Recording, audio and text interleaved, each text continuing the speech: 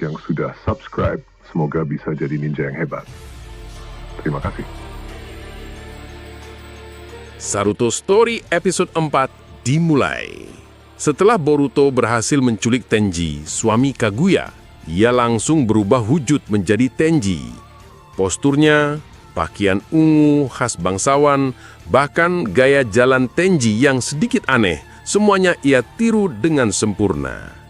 Di masa itu, manusia belum mengenal ninjutsu, jadi Kaguya tak sedikit pun curiga dengan perubahan ini.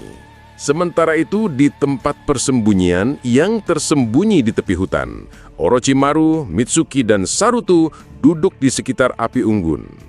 Api menyala kecil dan di sampingnya hanya ada satu panci berisi bubur encer yang terlihat lebih mirip air cucian beras. Mitsuki memecah keheningan dan mulai berkata pada Orochimaru, "Ayah, perbekalan kita hampir habis. Kalau ini kita bagi bertiga, yang kenyang cuma nyamuk-nyamuk di sekitar kita." Orochimaru menatapnya dengan tatapan datar. "Kita tunggu dulu perkembangannya. Sepertinya Boruto akan lama tinggal bersama Kaguya untuk membuatnya membelot dan mengkhianati Ishiki." Saruto langsung mencondongkan badan, wajahnya cemas. "Lalu, bagaimana kita bertahan di sini? Aku sudah bosan makan makanan beginian terus." Orochimaru memejamkan mata sebentar, seakan sedang memikirkan rencana besar, lalu membuka mata dengan tatapan penuh ide cemerlang. "Nah, udah, kalian kerja aja, carikan makanan buat aku." "Nah, kalau cuma itu caranya, tidak usah berpikir lama." Orochimaru mengangkat bahu tenang. "Ya mau bagaimana lagi? Daripada kita mencuri, lagi pula kalian masih muda. Anggap saja ini latihan fisik." Mitsuki mengangkat tangan pelan. "Ayah, saya punya ide. Biar kita nggak kerja setiap hari. Besok kita kerja, tapi uangnya jangan langsung dibelikan makanan dulu. Stok kita cukup buat besok." Orochimaru menatapnya penuh minat. Lalu Mitsuki tersenyum tipis. "Kita pakai uang itu untuk berdagang. Saya dan Saruto akan membeli buah dari petani lalu menjualnya di pasar. Laba yang kita makan, modalnya tetap aman." Orochimaru menepuk lututnya sambil tertawa. "Bagus juga kamu, Mitsuki. Tidak sangka kamu punya bakat bisnis." Saruto menyandarkan dagu ke tangan. "Tapi kalau dagangan nggak laku, kita makan terus buah itu sampai over vitamin ya." Mitsuki memelirik dia. "Kalau dagangan nggak laku, kita pakai jurus andalan. Aku senyum, kamu pasang muka kasihan, dijamin laris." Saruto mendengus. Itu bukan strategi, tapi itu ide yang bagus." Orochimaru menatap mereka berdua sambil menggeleng-geleng, lalu tersenyum licik. "Baiklah, besok kalian mulai. Aku akan tetap di sini, menjaga perkemahan." Saruto langsung protes. "Apa yang mau dijaga? Ini kan hanyalah gua yang kosong." Orochimaru hanya tertawa pelan sambil menatap api, jelas-jelas pura-pura tidak mendengar. Keesokan paginya, matahari baru saja muncul ketika Mitsuki dan Saruto sudah bersiap. Mereka mengenakan pakaian sederhana ala masyarakat masa itu. Kemeja kain tipis, celana longgar, dan igat kepala kain. Saruto dan Mitsuki berdiri di depan Orochimaru sambil menunduk hormat. "Ayah, kami berangkat dulu. Doakan supaya dimudahkan segala urusan." Orochimaru mengangkat telunjuk seperti guru yang sedang memberi nasihat sakral. "Ingat, kalian jangan pernah menggunakan ninjutsu atau apapun itu untuk mempermudah pekerjaan. Jika satu orang saja melihatnya, sejarah masa depan bisa kacau. Dan lebih parah, Ishiki akan memburu kita." Saruto menelan ludah, matanya membesar. Oke, berarti kami nggak boleh pakai Kage Bunshin, nggak boleh pakai jurus angin, apalagi jurus bakar-bakar ya?" Orochimaru mengarguk. "Betul, semua pakai otot asli. Kalau pegal, ya urus sendiri." Mitsuki tersenyum tipis sambil mengangguk. "Mengerti, ayah."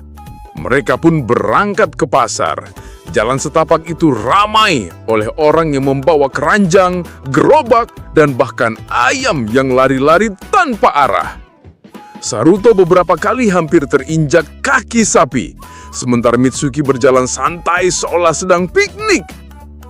Sampai di pasar, Mitsuki langsung menghampiri seorang pedagang besar yang sedang duduk di depan tumpukan karung. "Pak, tolonglah kami," kata Mitsuki dengan nada memelas. "Beri kami pekerjaan. Kami perantau dari desa yang jauh. Kami butuh uang untuk melanjutkan hidup."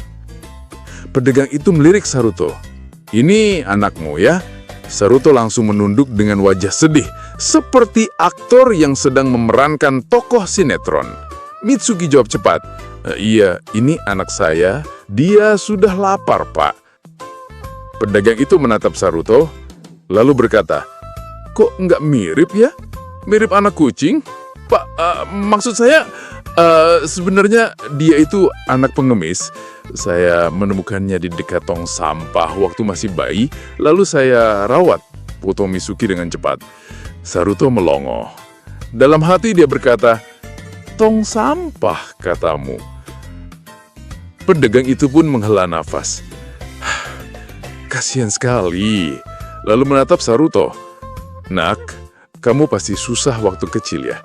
Terlihat dari raut wajahmu." Saruto pura-pura mengangguk sedih, walau hatinya ingin teriak, "Anjir!"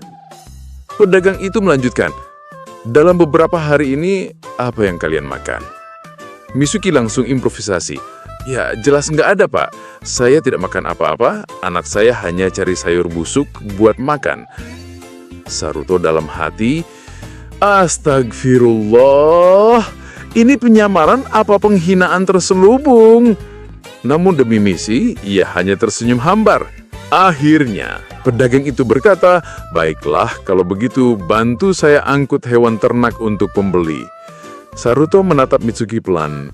"Kenapa sih kita harus mulai dari hewan ternak? Nggak bisa mulai dari jualan bunga aja?" Mitsuki hanya menepuk bahunya. "Diam, Saruto. Ini langkah pertama menuju kerajaan bisnis kita." Setelah seharian penuh kerja, mulai dari mengangkut kambing yang bandal, sapi yang jalannya kayak sudah malas untuk hidup, sampai ayam yang kabur dan membuat Saruto berlari zigzag seperti ninja pemula, akhirnya pekerjaan mereka selesai. Pedagang itu menepuk pundak mereka. "Kalian bekerja dengan gigih hari ini. Ini upah kalian. Saya beri bersama bonusnya." Ia menyerahkan beberapa keping uang logam yang berkilat di bawah cahaya sore. Mitsuki membungkuk hormat. "Terima kasih banyak, Pak. Anda benar-benar murah hati." Sore itu mereka pun pulang lewat jalan setapak yang sepi. Burung-burung berkicau dan suara sungai terdengar di kejauhan. Namun suasana damai itu langsung pecah ketika Saruto membuka mulut. "Mitsuki sama, kenapa Anda bilang saya anak pengemis yang ditemukan di tong sampah?" Mitsuki menatapnya sambil tersenyum tenang. "Maaf Saruto, aku panik karena orang itu memperhatikan kita dengan tatapan curiga. Jadi aku spontan cari ide."